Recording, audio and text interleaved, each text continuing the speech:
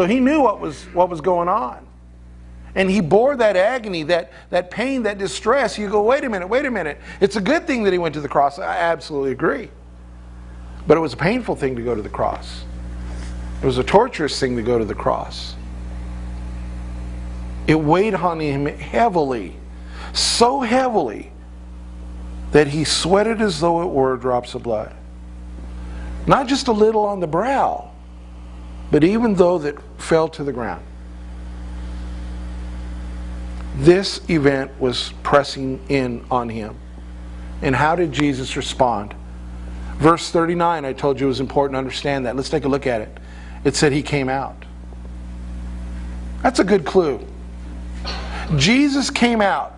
I don't know about you. My wife will say, look, you got a doctor's appointment on Tuesday, and the doctor's going to do them, middle-aged man sort of test that he needs to do, and it's at 10 o'clock, and I start digging a hole in the bedroom. I lift the carpet because I want to cover myself because I don't want them to find me. I don't want to go. I mean, somebody tells me, the worst words that I've ever heard in ministry, Pastor, we need to talk. Oh.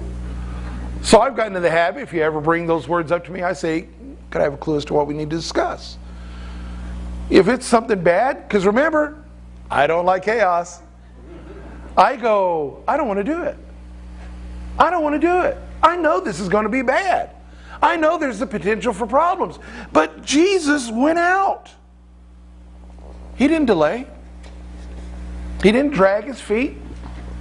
He didn't say, look guys, now listen, we're going to go out and I'm going to be betrayed and I'm going to hand it over to the chief priests, the rulers, and the magistrates, and I'm going to be crucified and I'm going to die, and see you next Tuesday in Acapulco. He said, this is what's going to happen. And then he promptly proceeded to go out and start. Jesus was committed to doing the will of God. One of the problems that Christ followers often run into is that we say we're committed to the will of God as long as the will of God is what is our will, right? God, I'll follow you anywhere. I'll pastor any church within a certain latitude, in a certain temperate zone, a certain financial condition, a certain size, a certain makeup, anywhere you want to go that fits within this, then I'll go. It's an oxymoron, right?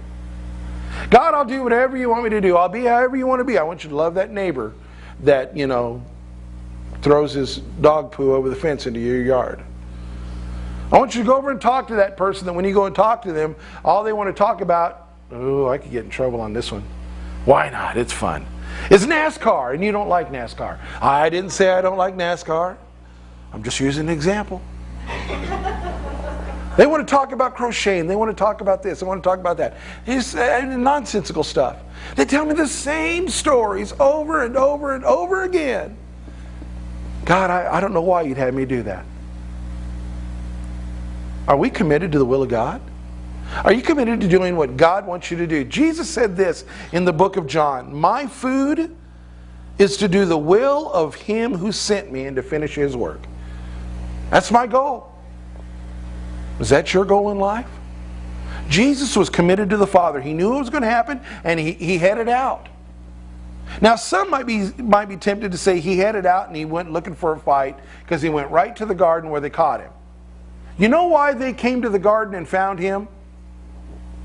Because that's where he was. It's not where they were going to be. It's where they found him, not where he found them. Because the next thing says that he proceeded, as was his custom, to the Mount of Olives. When you walk through the Gospels, you find that oftentimes in Jesus' life, before moments of big decisions especially, but in other events of his life, that he spent time with God. He would go to the Mount of Olives and he would pray. He would prepare. Before he started his public ministry, he made the announcement in the synagogue, and then he went out into the wilderness. Before he selected the 12 apostles, he went and spent all night praying. Before we buy a car, maybe 2 minutes, or we do I like this one, Well, God, if it's your will that this should happen, let the credit company say no. you like that one? You know, we've all been there. Well, God, you know, if I walk into that restaurant and there's a good-looking woman there, I'm gonna take it as a sign from you that I ought to have an affair with her. Try that one. That's the same sort of logic. But instead, it was Jesus' custom that he spent time with the Father. All night sometimes, great lengths of time. So before this most pivotal moment in Jesus' life, it was only natural that he would want to spend every possible moment with his Father. And these dad-blamed guards came and interrupted him. That's why it takes place in the garden. They weren't there waiting for him. You know, Judas goes, hey, you know, he's usually about 11. Let's just hang out. They went looking for him, and they found him in the garden praying. You know, we often focus on verse 42 a whole lot. You know, this great prayer, and we'll talk about that in just a moment. But you know what? He never would have uttered those prayers if it hadn't been for the fact that he was committed to the will of God and that he spent time with the Father. There's a saying in the military that you train like you fight and you fight like you train. The fire department carries that ethos. The police department carries that ethos. The medical community does. Everything's real, everything's serious, everything's true. So that you get into a position so that you act on routine and rote. You don't have to think. Because you know what is a terrible thing to try to do? Is pick up a new habit when things are chaotic. How would you like it? You've been in an automobile accident. You rolled into the ER. Everybody comes in gowned up and ready to go. And the doctor, in his great excellence and knowledge, walks into the room and says, what do we do first? Listen, open that drawer over there in the third drawer down. There's a book in there. I think there's a list. Maybe you ought to get Dr. Joe. He knows this better than I. He's had one of these before. No, you want one that walks in and they don't have to stop and think. They've been trained. They're aware. It's automatic for them. So much was a commitment to God. So much was a commitment to his relationship with God that when this event happened, Jesus didn't have to stop and think and go, what would I do? Imagine if Jesus ever wore one of the bracelets. WWID, what would I do? And he'd have to think. What would I do in this? He didn't have to think. He said, my will is to do the Father's work. That's my goal, to see him glorified. That's my place. And you know, I draw strength from my relationship with God, so I'm going to spend time with him. There's no thinking about this. I'm going to do this. I'm going to the garden to touch my Father and to be touched by him. And so he goes and he utters that well-familiar prayer, Father, if you're willing, remove this cup from me. Yet not my will, but yours be done. You can see commitment.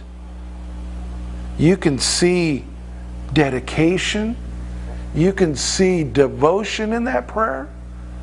A natural outflow and expression of what we saw up in verse 39. He wouldn't have prayed it if he didn't mean it. And he couldn't mean it if he didn't live it. A lot of times we look at verse 42 and we say, oh man, I'd like to be able to pray that. But you know what? You can pray it. You can mouth the words. But you can't live it if you're not residing in verse 39. If you don't have a commitment to God, and if you don't have the devotion to your relationship with him, you'll never enact verse 42. You'll never do that. Though that should be.